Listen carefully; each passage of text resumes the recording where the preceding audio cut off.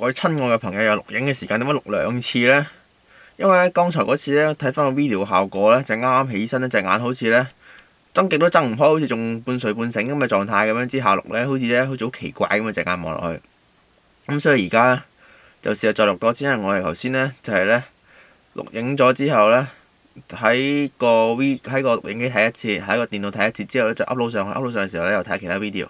咁樣之後咧，而家咧其實過咗大約1個鐘左右，我睇下自己隻眼咧係咪咧，咁一起身嘅時候嘅話就會睜唔開嘅話，而家咧就會睜得開多一啲啦。咁咧呢本書咧就係咧聽風的村上春樹寫，咁但係咧$15咗喺金石嗰度買嘅。咁咧咁啊 OK 啦，咁大約就係呢本書咁樣啦。咁即係又講下分享下其他嘅嘢啦。咁咧因為咧如果就咁講咁少咧，就好似太奇怪啦。咁咧呢排咧除咗用燙斗之外咧，就發現咗用新技術。因為整書封面嘅時候咧，直接攞，就算你攞嗰啲油性嗰啲3D pen，我唔識 3D pen 中文係咩？3D 德文嚟，3D 應該係嗰啲頭咧係一啲類似一啲掃仔嗰啲筆咧，但係佢係嗰啲係啲掃仔，唔係走珠嘅，係一啲掃仔咁就滲啲墨落去嗰隻咧。佢咧如果有時你用嘅時候咧滲得多咧就炒開，滲得少咧佢又唔夠力色。